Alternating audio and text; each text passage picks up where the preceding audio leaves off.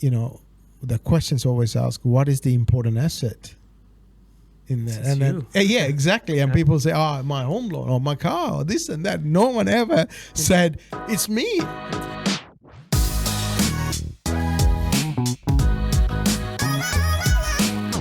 Hi everyone, this is Sam from Whisky Finance Group. Here with another episode of Whisky Finance. Today I have with me here my dear friend Joe. He's a mental health professional, but also have background in finance as well. So I'll let Joe introduce himself here. Hi Sam, thanks for having me, and it's always a pleasure to talk with you. I'm excited to be here, particularly enjoying your favorite whiskey, as well as talking about finance, which we often do at times, particularly at least once a month on Friday evenings. Yeah, so generally we do this off camera. So we just thought this time around, put the camera in front of us and let's see what sort of nonsense we talk about. The whiskey we have today is Carl Isla. This is from Isla, and this is probably my favorite daily sort of whiskey. A little bit mild on the peaty side, but it definitely has peatiness. And look, for someone who doesn't like smoky taste in the whiskey, this could be a good start. It's got a bit of a sweetness to it in the palate. I really enjoy drinking this. I prefer this without any nibbles, so just the whiskey on its own, and really enjoy the flavor. What about you, Joe? Certainly, you got me hooked onto it, Sam. We've been doing this quite often for nearly a year or more than a year now. And while you were talking, I had another sip of it. So it is definitely quite clean, neat, easy on the throat. I mean, as you said, people who does not like smokiness, this is a great start to start with. I really enjoy the flavor it.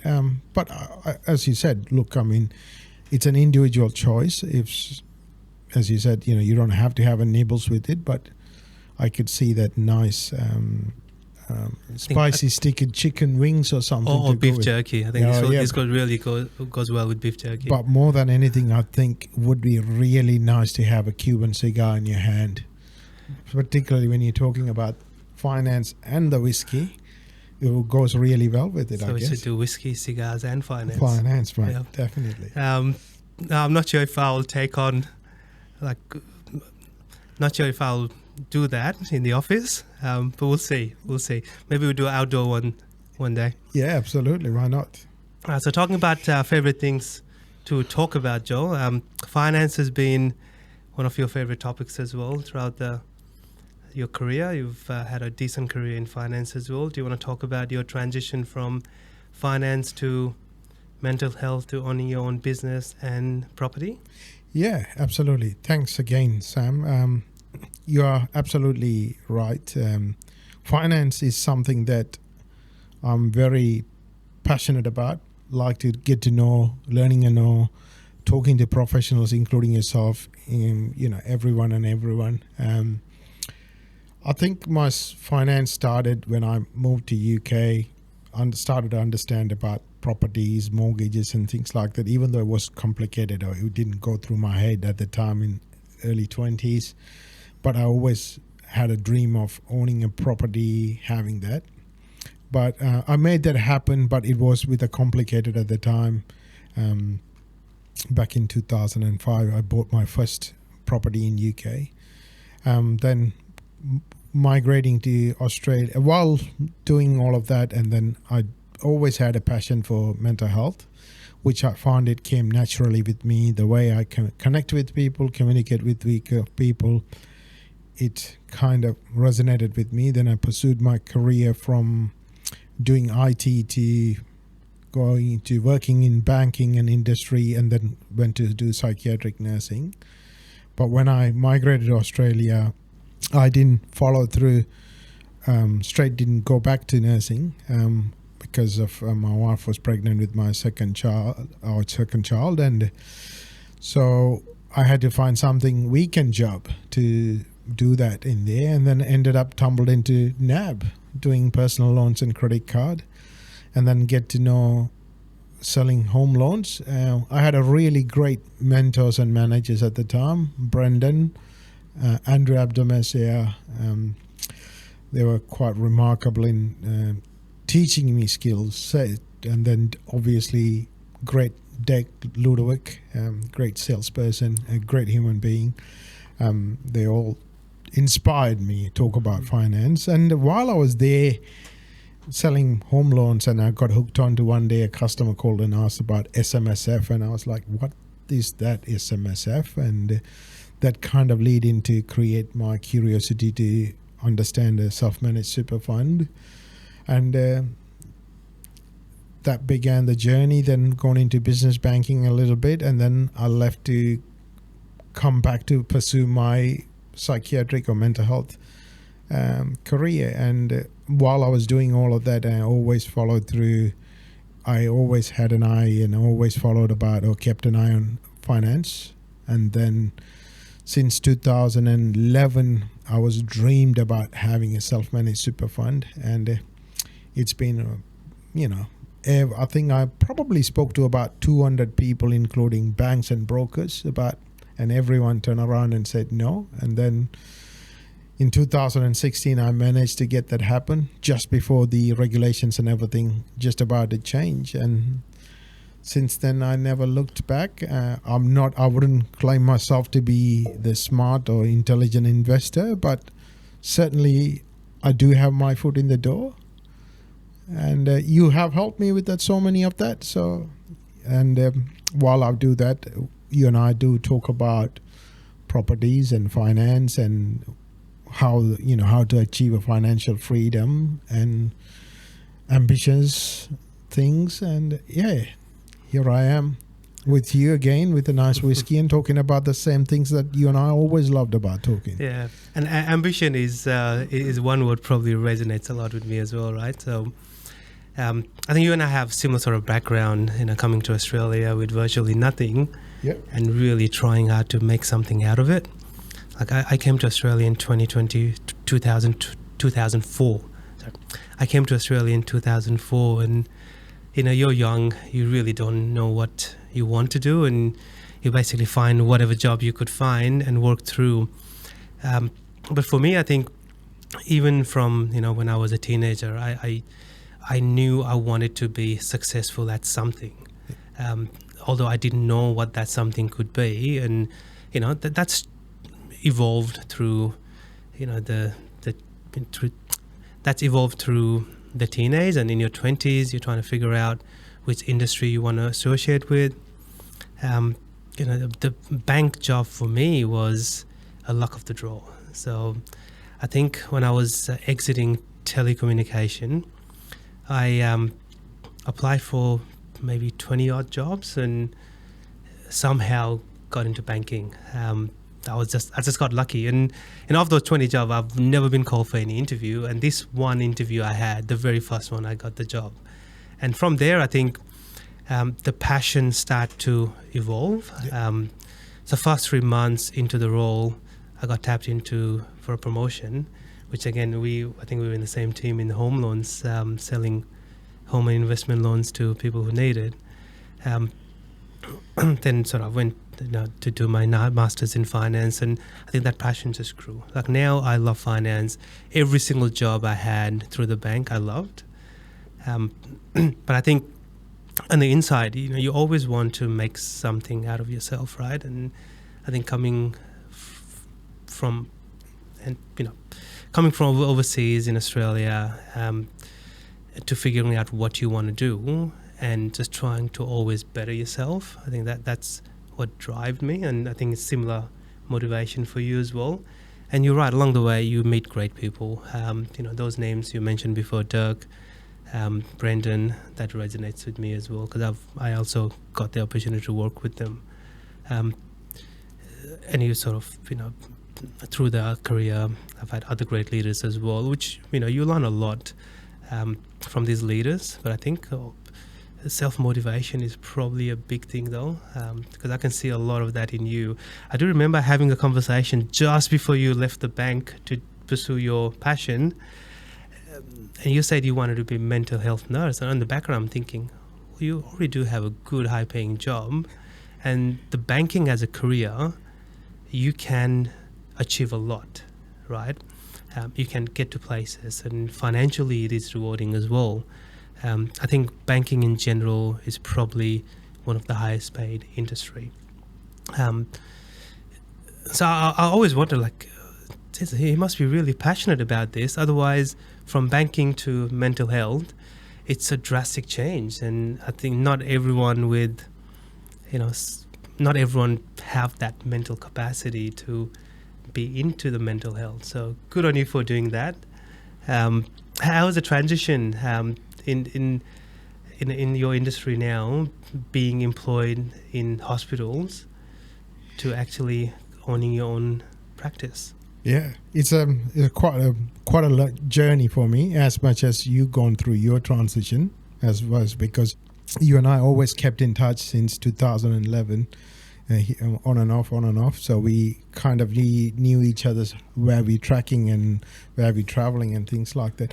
One thing I just wanted to highlight to the audience, to anyone listening to this and things, it kind of resonates, and something you and I always talked about sits within us, that it fires the ambition. That something I want people to know, that you don't have to know your pathway, you don't have to know everything. If you know it's good luck, fantastic, you proceed with it, follow through with it, you do with it. But you also mentioned it, same thing, I see that too, like it's that itch, that's something we need to get this done, we need to achieve something.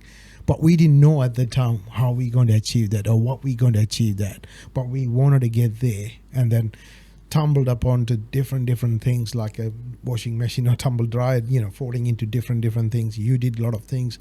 I did a lot of things going into it. Then you find your pathway and you know that this is what it is. And that's something I wanted to tell the people is, don't be afraid to take that risk, no matter how old, how far in your life. Please pursue with it. You will achieve it if you put a heart and soul into it. Coming back to your second question of how is the transition, yeah, you're absolutely right. At the time, actually, I'm not lying, it's a 25% pay cut I had to take when I was leaving bank. Significant. I had a decent, about $500,000 mortgage at the time, and plus leaving the benefits of the banking, of the discounts, perks, everything in there with overnight. And I was like, what the heck am I doing here? Am I doing the right thing to do this? Because I didn't have the choice, could not work part-time or go into part-time into nursing or mental health and then part-time into banking. It wasn't like that. You need to be fully committed to it. Struggled it. But then again, like what I did as in banking industry, that I've gone around to do various things in mental health, in terms of I worked in inpatients and crisis, working with the emergency services, suicide prevention, drug and alcohol, prison system, done everything in there. I didn't think that I will end up running my own private practice or business eventually one day, but it was my intention is to do something different, offer something to the society, something that I have to offer. That something resonate with me. My dad always said that, son, every time you go up in your life or go up in the ladder, you make sure that you give back something to the society or the community, because you took that from them. So you have an obligation. So that's something resonated with me, kind of thing. So I always thought about it. So again, something I wanted to do. I wasn't sure. I didn't know what I want to do, but I wasn't very happy with what I'm doing. I was doing various types of mental health work and, wasn't in there. Then eventually one day opportunity got tapped onto it to say, do you want to do some private work around for, western suburbs of Melbourne? People are in desperate need. And I thought, I'm not going to get it, but I threw myself into it, and I got the opportunity to do some private work around there. And then again, it's a fascinating when the stars align, or whatever you say, whatever people believe or whatever things. But again, you have to be willing to take that opportunity. You got to work on that, as you said. I met some person working with another client. This person lived in the western suburb, and she's got me linked with a GP to rent a room. And then here I am, started back in 2020 in March. 5 years later, now I got 2-3 people working along with me, providing, and I think we done really well. It's I wouldn't say it's a big project or anything, but I love to make it big and to help the society, because what I was able to achieve is a lot of people really got benefit out of it. And when you see somebody who could not get out of the house, could not do anything, and then dropped out of uni and not being able to do anything, and now you see that person going back to university, finished their course, working part-time, saved money, traveling around the world, and you guys like, oh wow, you've done something really useful for the person. I always gone with the attitude of, I might not be able to change the whole world. If I can make a good impact in one person's life, and if I can make it positive, that's good enough for me. And since then, I'm just working one step at a time.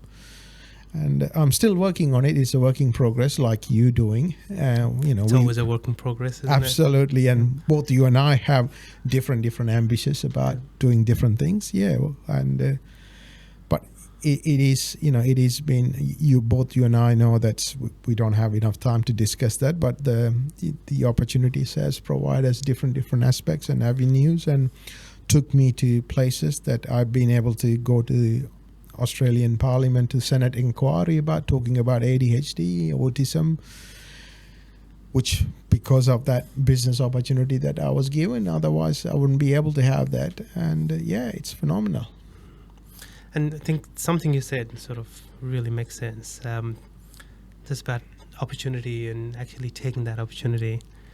I think a lot of time people complain that they don't get a chance to do what they love, or they don't get the opportunity. I think the opportunities are there. I think it's just about taking the risk.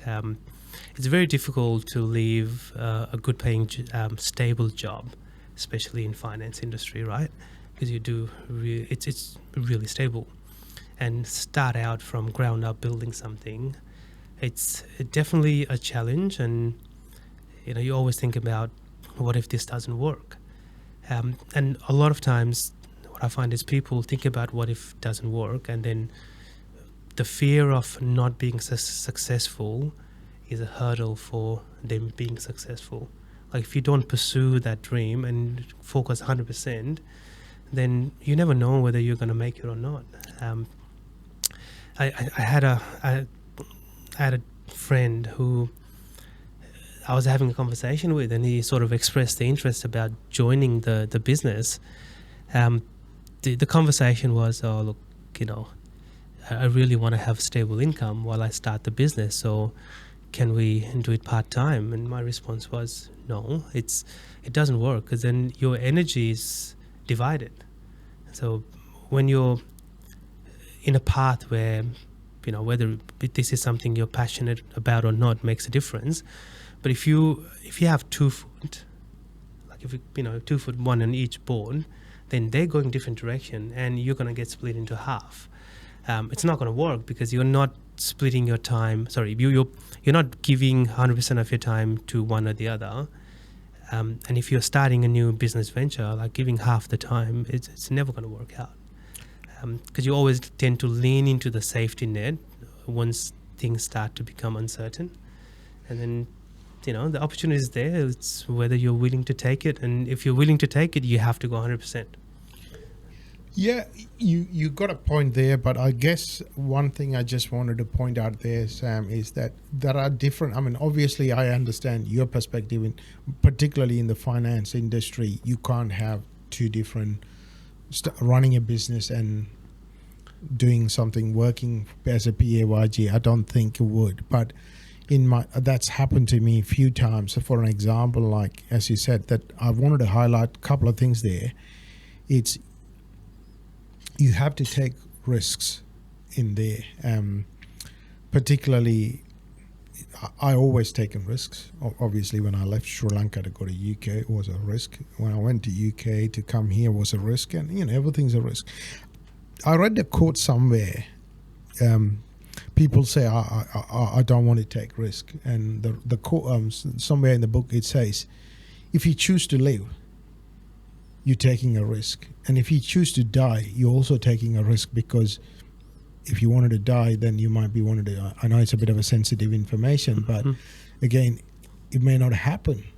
There is a risk or gamble in there too. I mean, so obviously, if you choose to live, and a lot of battles you had to face in there, and it's like that. And for me, I remember when I decided to go back to study nursing, I had to leave the banking industry job, paid decent to cover my mortgage, at least in UK. And everyone, family members, friends, everyone went against me and said, you must be the lunatic in the world to do this. And at the time, my wife, thanks to her, credit to her, and she stood by and said, I support you, whatever your decision you want to make, I'll support you and stand by. And that gave me that, when the whole world is against me, when my wife gave me the confidence, I was like, that's it, I'm getting it done. And then, and even after when I finished my degree, and my wife goes like, you struggled to complete the IT degree, because I failed a couple of times in the beginning of the IT. And then she said, I never seen you studying. How the heck you managed to pass this one? And I said, when you have a passion and a vision and a motivation, you find a way to make that happen. And same thing at the moment. I'm trying to finish a degree again now at the moment to become a nurse prescriber, but it's taking me nearly 6 years. But again, that's due to because I have a passion and a vision, but I'm not in a hurry, because I have my priorities, because I'm a family man. I have responsibilities. I can't neglect that, so I have to take care. Also, coming back to this story about part-time, my business is sort of, I'm working only 2 days a week, which gives me to work in the other opportunity. That's because there's an opportunity, and the flexibility allows me to do that. But eventually, once I finish my studies and everything, I think I will go focus on full time to work. Your industry is probably okay for that. I think what I was trying to say before was, if you've got passion in mental health, your job is in mental health, your business is in mental health, so they're both going in the same direction. But if you have your job in one side and then your passion is in a different industry, that's going to be a bit of a struggle, right? Because now you've got two sides pulling you to that direction, and it may not be the same. Yeah, absolutely. And you're spot on. Like, even if I was in a higher leadership position in my PAYG, and then if I was to be running my own business, I think it would be a struggle. I won't be able to focus, because if you're in a higher leadership, it requires you to focus on that, and that means running a business is not just easy. So you have to be there, you have to be available, you have to do the right thing. So yes, unless if you're well organized, very strategic and well planned and prepared person, I don't think anyone could do that. And so that's sort of, talking about the journey here in our career. So sort of move into the financial decisions we made a little bit, right? And I think, look, you've invested quite a bit in property, and you've got a portfolio. So what's your reasoning in focusing on building a property portfolio? I guess it comes down to understanding of Simon Sinek says why in there, and understanding your why. And I think you and I, we talked about this every time. I think the foundation starts with the why do we have to do what we have to do.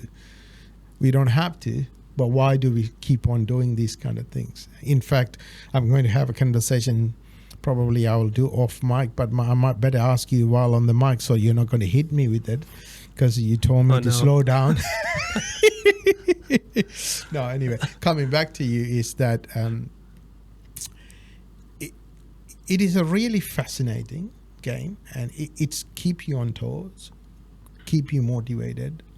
And you and I asked about this to each other, and we have very been honest to each other about this, to say there is a greed and a need and an ambition and, pushing yourself.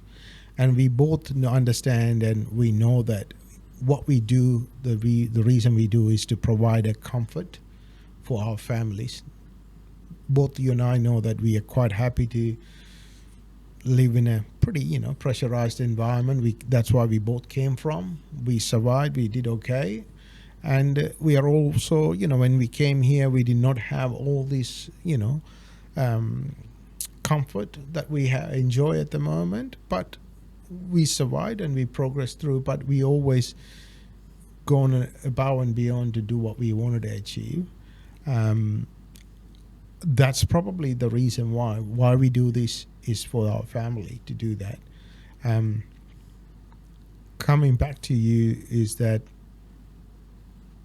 I always get fascinated. I still follow through, read whatever as much as possible,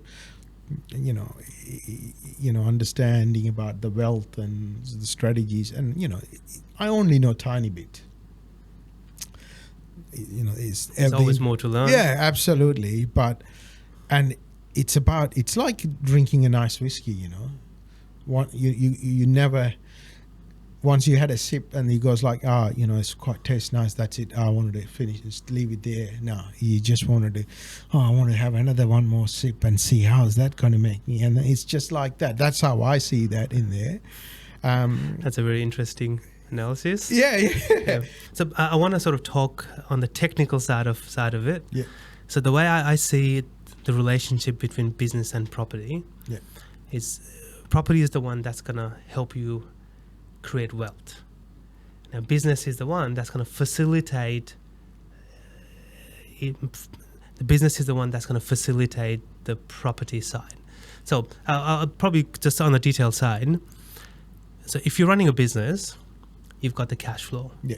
And you use that cash flow to buy investment. Now, investment doesn't always need to be property. Yeah. It can be property or stock or, Bitcoins as well. It's Shares. pretty high at the moment. But so use the business to acquire assets that's going to grow in value. Yeah. And those assets are the ones that's going to help you accumulate wealth, right? Yeah. I've come across people who have had really successful business in their lifetime and did not focus on creating wealth through investment. And again, not saying the investment needs to be property. It can be, shares or anything, even gold, right? And I also come across business owners who have focused all of their cash flow in investing, whether it's property or stock. Now sort of both clients, they're in their retirement age. One of them has one property and business that he's still working at. The other one, sold and closed their businesses and have 12, 13 properties that are generating rental income. So you compare, so both of them came to Australia in similar sort of manner, worked or owned the business for similar sort of length as well. Yeah. Now at retirement, it's vastly different in terms of the wealth they have. So I think that's an inspiration for me, and that having a good cash flow business is very important. But if you're not investing that cash flow, it's probably not going to give you the comfortable retirement that everyone wants, which is not having to worry about money at retirement. And along the way, you always have a story where you're helping people. It doesn't matter how.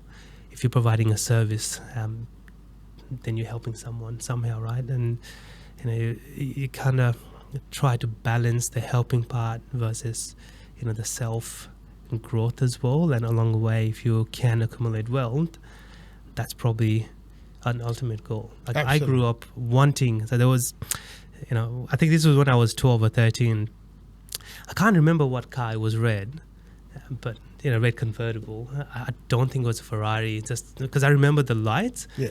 Back in the day, the Porsche I had, I would always look at it, one day I'll be able to own this car. And this is when I was 12. If I was in Nepal, I don't think I would ever have the opportunity to own something like that. Now, I can probably afford whatever that was. But again, the interest changes. I'm not that motivated with those sports cars anymore. But one day, who knows?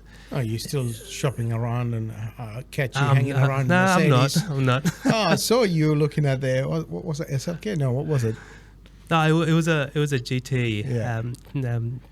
But again, look, not considering anything at the moment. But it's about the dream, right? So my fear is, if I could afford that car, I buy it now, then I don't have that dream anymore. Now, again, to me, that dream is a goal. It will happen one day. It has to happen. It's not out of reach. But when you get there, do you really have to do it now? Because it's not about that particular thing that you always wanted to buy. It's about being in a position where you can, and you go, you know what? I don't feel like it anymore because I've got something bigger that I could aim to. Talking about self-control is very important in a wealth creation or anything, business, running a business or within your own life. Self-control is important. It is a challenge. It is the hardest thing. It's like telling a kid not to eat a chocolate, and when you have a chocolate in front of you, and it's like that. And it resonates with me. And we talked about me and getting a watch, something. I have a interest for watch and something, and it resonated with me and say, yeah, Joe, you can afford it, but just make it a remarkable. Wait for the special occasion. So then you're increasing the value of it. You appreciate that purpose of it. So it's not that you go and that's because you have the capacity and the capability to go and get it, but just wait for the right opportunity, right for the moment. So that way it becomes so even more meaningful to you. Yep. Right. And it's that's one part, and the other part is, so to make a decision in the first instance when you're able to, you're going to end up with something that next year you're not happy with. Yeah. Right. So and a couple of years passes. Okay, now you're unhappy with that. To buy something like as soon as you can. Yeah. You always can, but you can't go that next level. So you ended up settling for whatever it is in the base level. Yeah. And then next year, okay, well, I want something a little bit better. Yeah. The year after, I want something a little bit better. If it's one dream, if that's it's your goal, then if you can just wait for a couple of years and get something that you will not have to look back, I think that's better than buying a few things. The way I look at it is, again, look, clothes are not a great example, but when you're sort of in a position to acquire something and you go, okay, well, I can afford this now. Now this is a non-necessity item, right? Yeah. So, things that you need. You end up compromising if that's going to be your first purchase, whether it's car or watches, because you can just afford it. You don't want to go all the way out. Yeah. And then a year later, a month later, you ended up regretting that. And then you're going to have to rebuy again. So you've actually bought the same thing twice. That's what ends up happening if you're not disciplined that way, or if you kind of rush into a decision. So, any new cars for me, it's that. Like, I'm not going to buy, I'll drive the car I have for next 10 years. Or until it dies. But then when I will buy something, I'll buy something significant, and that's probably be it. Yeah. Right? So it's, whether you, I'm not sure if it makes sense. But it does because it's happened to me in my recent life, personal life. And as you know that, something happened to me with my cars as well recently. And you and I know that. It's the goal versus the ultimate goal, right? Yeah. You can get your goal now. Yeah. But what's your ultimate goal? Yes. Like if you can wait for a little bit and just go for the ultimate goal, you won't have to look back. Yeah. I think same goes with property as well, depending on, what you're investing for, whether for yield or for capital growth. Yeah. And again, property is probably a little bit different because you can sort of go a multiple of small properties, or you can go a big property at once, which I think from cash flow point of view, multiple small properties is always better. That's my But strategy, as you know that. And from growth point of view, a big block of land with big building probably tend to do well over the next 10, 20 years. Yeah. And again, do you have that sort of time to wait for the growth as well? That's another question. And what sort of retirement you want. Absolutely. So for me, I think, look, invest in property. I'm not as invested as you in property, Yeah. but I think that's something I'm starting to consider as well as to whether I should. But I think for me, I'll have to sort of plan for another year or two, really nail down on what I want to do, what sort of properties I want to invest, because it's going to be for a long term. Yeah. I wouldn't be chasing yield. Yeah. I wouldn't be chasing short-term yield.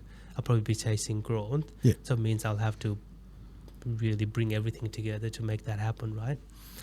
So this is where it's about having an understanding, purpose, need, goal, everything again. And this is where I differ to you in a way, because you and I talk about it. We love and enjoy it, but our journeys are different pathways. I more often look at a yield because of the reason for mine is that I looking at for long-term generational wealth, possibly even after me, for my family to use that as a to build their platform onto it.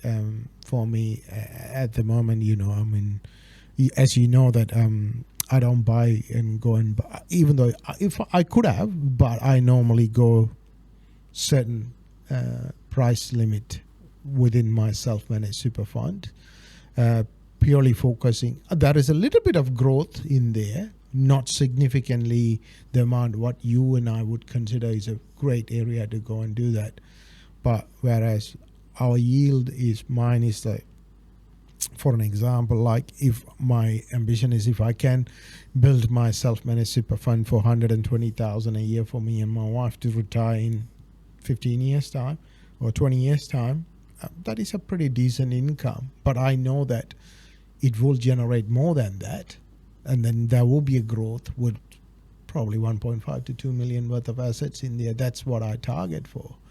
But as you said, that I will work on to get into that for time being, to build that income of 100 to 120,000 now. Then after that, I will focus on building the bigger growth eventually, because then that gives me another 10, 15 years to either pay this down slowly and then saving the money to buy something big, so then I can go and buy something gives me that bigger growth in the future. That is my strategy of working. Like you said, it works different people in different areas. It is important to understand what is your strategy, how you want to work that, how you want to play it, where you want to go with it, and having some sort of a number in your head, something you want to do, because at the end of the day, as you said, you want to know where do you want to have your lifestyle, but again, be prepared for anything could happen. And something we always talked about in NAB days, when providing a more home loan solution for some customers, talk about protecting them, risk, and it's about having the appropriate services and support in place. So it's important to have that, understand that. It's like, it's a necessary evil that when you buy a car, and particularly if you're buying a really nice car, it's important, as much as important, to have insurance with it. Yeah. That was going to be something we were going to talk about in the end, but I think it's a good topic to actually have a chat about. So you're right, and I see that a lot, right? I'm working with clients from all walks of life. They have everything insured apart from their income and life, which, look, a lot of time there is natural insurance in super, but it's rarely appropriate for people. Mm-hmm. And as you grow through the life, if someone's not reviewing the insurance, then that's a bit of a trouble. Like I always tell people, the best insurance is when you're worth more dead than you're alive. Yeah.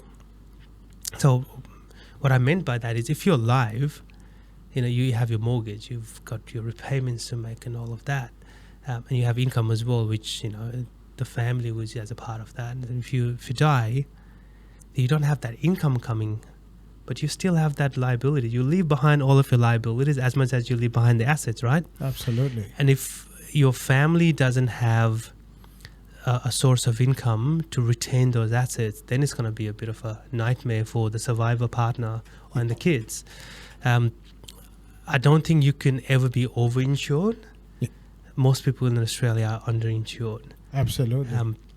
And I do have this conversation, and look, obviously, as a finance broker, I can't enforce, I can't mandate for them to have insurance, I can't give insurance advice, but it's really interesting the way people think about life insurance. Absolutely. You know, like you said before, they insure their house, they insure their car, they insure their collectibles.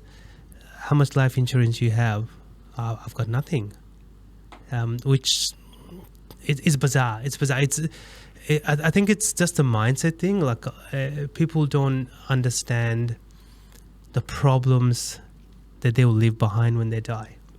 Absolutely, because it's a fascinating thing. I think once Dalai Lama asked from a reporter about what is fascinating thing in the world, and he said, it's the human. They come up with these grandeur plans or activities and things that they're going to live tomorrow.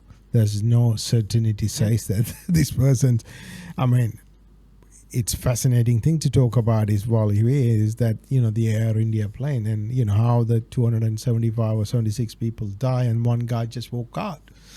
That people never thought that would happen to them. And how many, it would be interesting to know how many of them had a mortgage, how many of them had a life insurance, and how those family members are doing now to see that. And you're absolutely, and we have been on the other end when we were bankers. We have had people calling and said that I can't afford it because my partner's gone or split or marriage falling apart. We don't have anything and this and that. And then we just sit there and goes like, we are sorry, but we can't help you because you did not make the right choices when you, it's like you go and buy a nice brand new BMW or Mercedes and thinking that, I'm not going to hit somebody, and then not taking insurance. And then as soon as you drive off, you hit the pole straight away outside of the car. It's like that, but you're right. But the thing is, cars can be replaced. I know. As a human, you can't. Yeah, absolutely. One of the things we always talked about, and I never understood until you become, investor and looking into it. And then, because when we talk about selling home loans and we talk about, and I did not understand or deeply understand. Yes, I was talk to customers, but, the questions always ask, what is the important asset in there? And then, yeah, exactly. And people say, my home loan or my car or this and that. No one ever said, it's me. And I do have a lot of people who will answer as, their kids.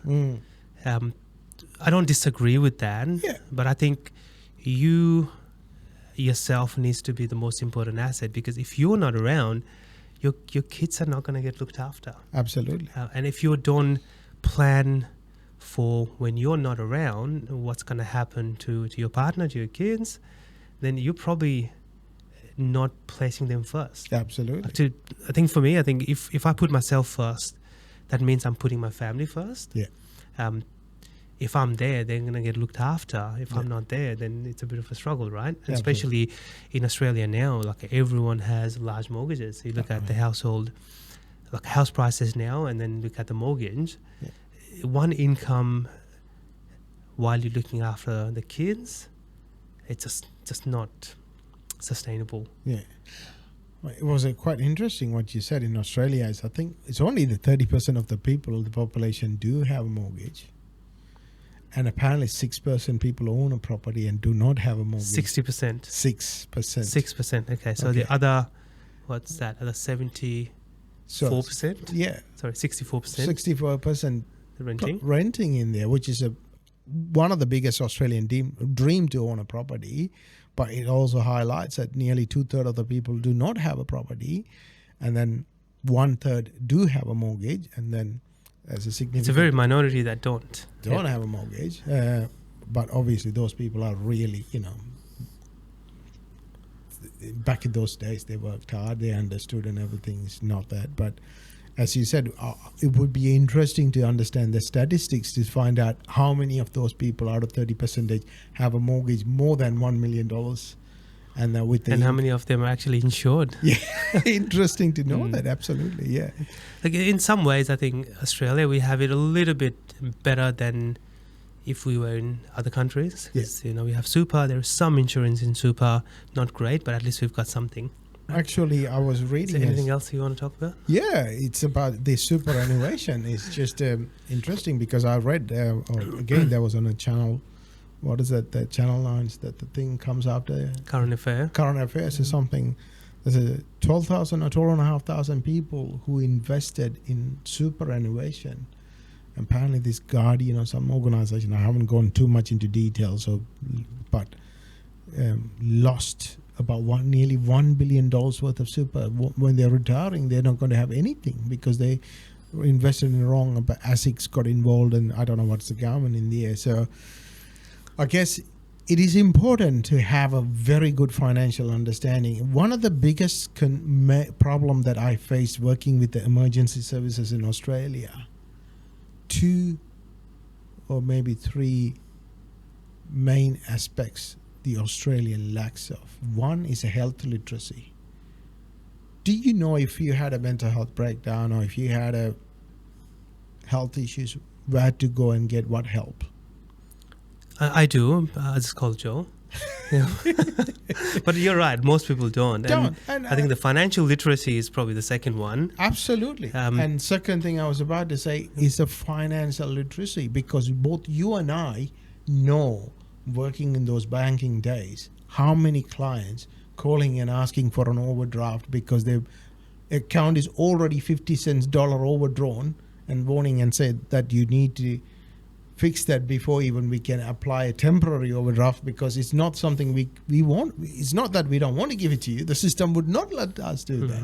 And then we have to explain those 2 things. And the biggest 2 things, as I said, health literacy and financial literacy is one of the biggest things lacking in Australia. And because I'm working for emergency services, a lot of people calling for 000s and asking for this, and I goes like, you know, I mean, they say that, talked about one of the, when I work in the emergency services, they said my conversion rate is 87. What does that mean is, to speak in a technical or simple language, every 100 calls come through to the ambulance Victoria for ambulance, I only send 13 ambulance, which is identified as appropriate. Even out of 13 ambulance that goes, only 25%, so which is about how many? About 3 or 4 actually transporting that person to the hospital. The rest of the 8 people stays in home or linked with the supports in there, because if I can't see them, if I can't verify them, then I have to send an ambulance. That's important. So that clearly tells, I mean, I don't know, they said, I don't know exact amount, but they said every time when the ambulance get called out for unnecessarily, when the ambulance attend,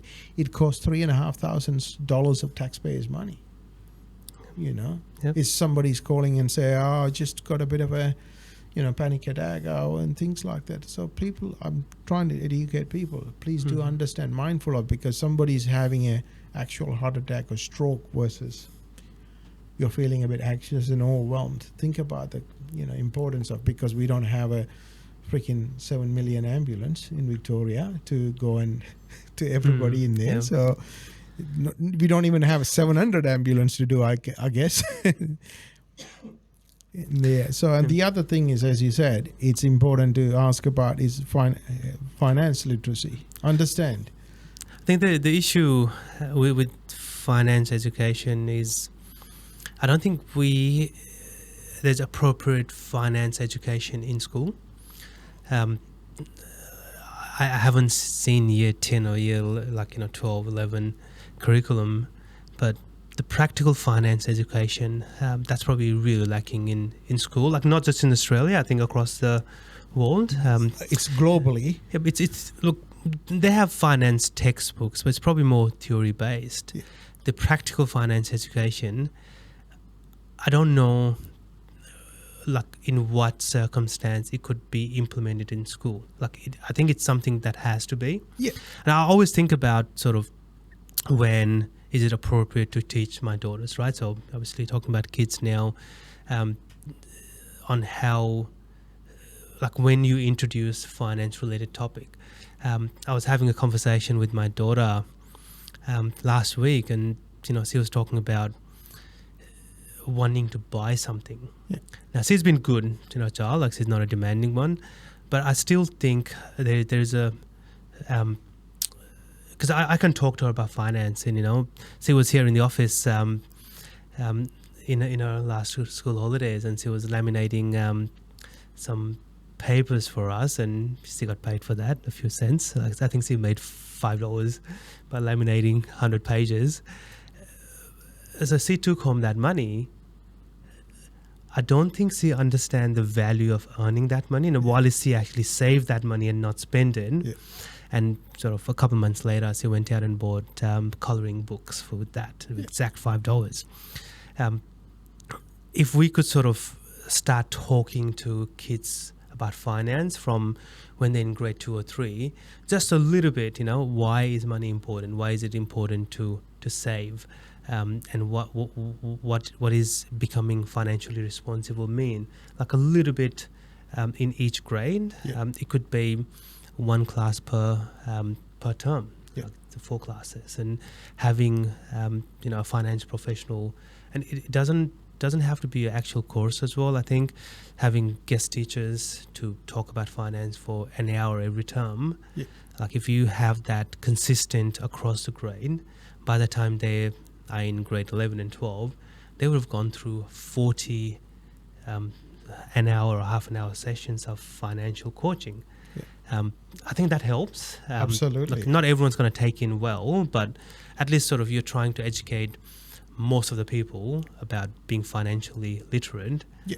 Um, I can tell you, working in a mental health in the air, I can tell you that 80% of my clients, some level of financial distress in their life, which contribute to their mental health. Yep. So that clearly tells that it is important. So that is lacking, and this is not just for the young people; it's also adults who's also retirees, Yep. who's also struggling because of they did not have, and it is clearly tells that both goes hand in hand. It's important to have that because it's going back to or retract back to the quotes about great people and Warren Buffett. Jack Ma said, if you take 10 kilos of banana and $10,000 to a monkey, and then if you give that monkey, is always going to take the banana, not understanding that $10,000 would buy him banana for the rest of his life. But it's like that. It's just because monkey does not have that literacy to understand that. It's like that. As like I said, have a business. If you give that to people to go and say, do you want a job or you want a business? People always go for the job. They're not realizing that they're stuck for the rest of their life, whereas business will give them a freedom and opportunity. It's again, go back to the financial literacy. But I'm not trying to say everybody should go and run a business, but it's about having that financial literacy. It is important to have that. And it's probably more important now because the currency is digital. Like you don't see physical cash anymore. So, when we're growing up, you see physical cash, and at least you've got $10, $20, whatever it is, and what you can buy from it. Now with all the money in the bank, because you don't actually grow up with physical cash as much anymore. Absolutely. It's probably even more important because going through the university, you start accumulating student debt, and that's a big thing, right? And it takes years and years to pay it. But I don't know how many people understand or realize, 50,000 student debt is a lot of debt, especially when you're in your early 20s. Yeah, but if you don't know, that's why I would say talk to Sam about it, because he will give you not strategy. about student debt. No, he will make it happen. Strategies. It's not. Again, I'm not trying to say student loan is bad. I'm just trying to say people need to understand if they're choosing a career, and if they choose to take the student debt, how that's going to impact the rest of their life. Absolutely. At a certain point of time, you have to start paying back that student debt. Sometimes there are incentives by the governments.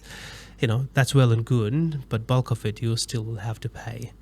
And if you're in that mindset where money is not valuable, or you never got the concept of value of money, having student debt or even car loans, at the age of 21, having a $40,000 car loan, I don't know if it's financially a right decision.